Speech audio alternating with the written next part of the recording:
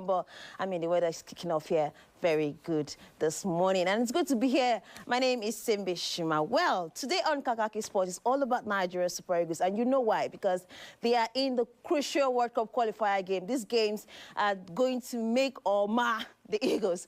But now, let's say one will say one task is already out of the way, and they're on to the next. So before we get into about Nigeria Super Eagles World Cup qualifiers against Bafana, let's quickly take some reactions to the match day 7 fixture in Uyo against Rwanda, where Nigeria triumphed 1-0 in front of home fans. You see, sometimes it's difficult to talk about the quality of the game if we have referees like today. No, but I'm not going to take the merit of Super Eagles. We fight. It was a good game. Now we are happy because we won 1-0. And we can go in South Africa with a lot of ambitions. I think the focus shouldn't be on me, why I didn't start. I think we should say a big congratulations to Benjamin. I think he played an amazing game today. To come in a game that is loaded with a lot of pressure at his age here in Uyo is not the easy thing. So yeah, that is the only thing I wanted to add. And I think that is the real question that should be answered today, and congratulations to him. I saw the change room directly after the game. There's not even celebration, there's a real desire to keep pushing on. Like I said yesterday when I was here, that we really believe in what we're doing, and we can only control the things that we are doing now, and we'll take it step by step, and now the next step will be South Africa away. We'll be kicking our conversation this morning, and joining me this morning to do that is my guest who also witnessed that victory in Uyo, talking about Ademola Victor, joining me live right now. Ademola, good morning and welcome to KAKAKI Sports. Good morning. Thank you so much. It's good to be here. All right, quickly, you witnessed the victory, and then we heard the reaction from the captain himself, talking about Troost Ekong, that nobody should start raising eyebrows as to why he didn't start, which is the first in a very long time. Instead, they should congratulate Benjamin Fredericks for a wonderful performance against Rwanda right there, home fans. What do you think of the starting lineup? Was it shocking to you? Of course, looking at starting on that note, looking at the fact that Benjamin Fredericks started, a very young boy, put up a very beautiful performance at home in a crucial World Cup qualifiers game against Rwanda. So it came as a surprise when I saw the starting lineup that Troost Ekong, the captain of the side, was dropped. But like you said, all that matters is that we got the victory, and that's a very good one for the captain to say. Victor Osimhen started, but he later got injured. It was a generally good starting lineup, I think. But I'm sure going into the next game, the coach will definitely make some tweaks to ensure we get all maximum points, because we need it at this point against South Africa. It's a good thing to have a change when it comes to Nigeria Super Eagles, and of course the change in result as well. But now let's move away from that now to the goal scored by Tolu Arukudare, his second goal for the national team. And how did that come to you? Was it also a shock to you, because nobody expected the goal to come from, I mean, everybody was thinking either Victor Osimhen or Ademola Lookman. But was it a shock to you?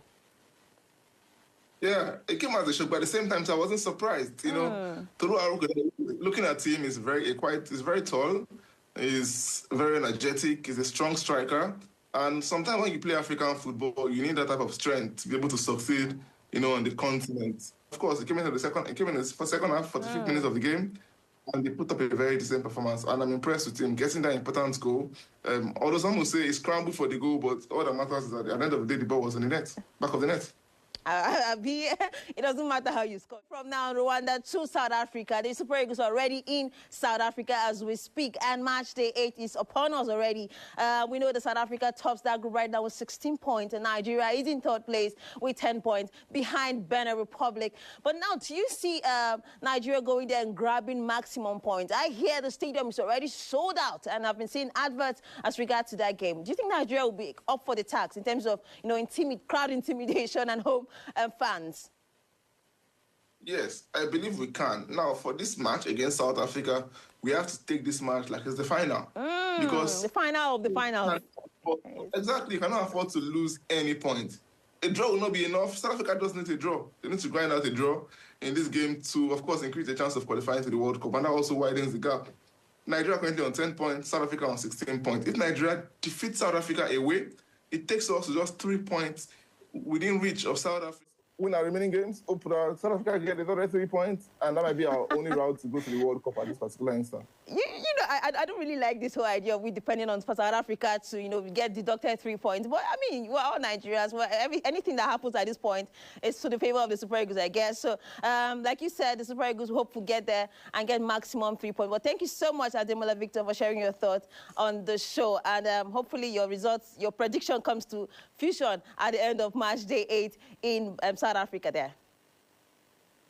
Thank you. Fingers crossed. Waiting for victory. Fingers crossed.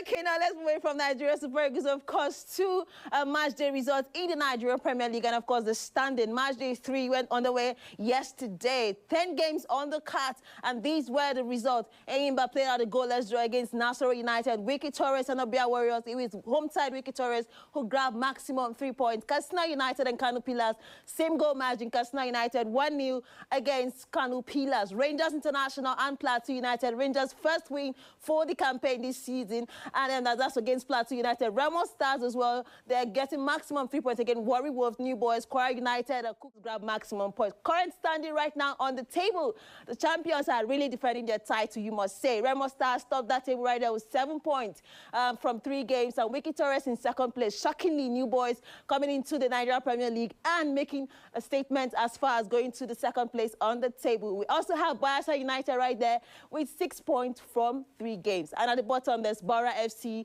Kano Pillars, Kukalifat, and Plateau United. Before we go, let's quickly launch you this report from the National Youth Sports Games that concluded in Asaba, Delta State, where Lagos State shockingly emerged overall winner from that competition, displacing Delta State, the host state. Lowell was out there at the event, and he files in this report. And wrap it up on sports, after which we'll bring you social intervention segment.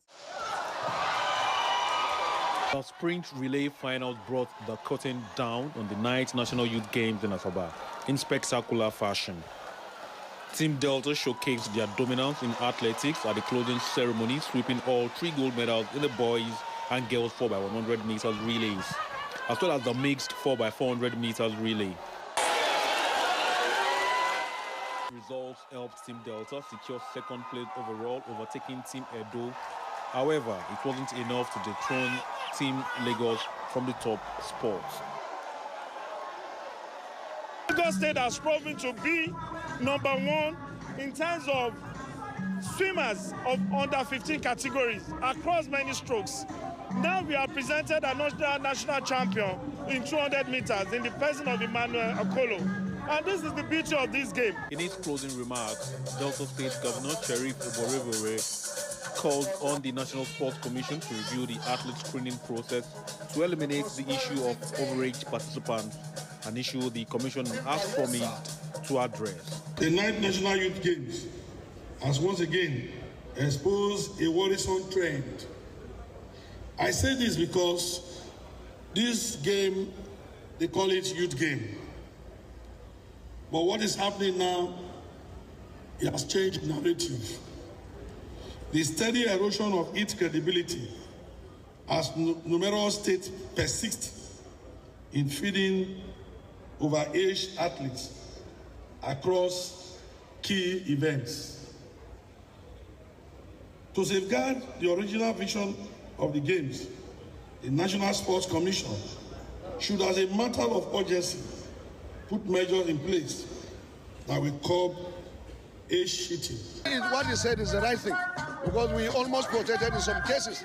You see some people that are way above 15 years participating, and I think we are losing the main crux of the matter. If we really want to get it right, we have to develop or implement using technology to get the right age of these students. This, in my own opinion, I'm looking at, especially on zonal elimination. Our screening will start from zonal elimination, not just bringing all the athletes here. Governor Oborevore also took the opportunity to reaffirm Delta State's commitment and preparedness to host the 10th edition of the Games next year. He addressed speculation suggesting the Lagos might host the next edition, describing such claims as a gross violation of the Memorandum of Understanding between the Delta State government and the former Ministry of Youth and Sports Development. Over the last 10 days, over 5,000 athletes have competed for honors in various games, with Lagos State emerging the overall winners with a total 110 goals, 52 of them were goals.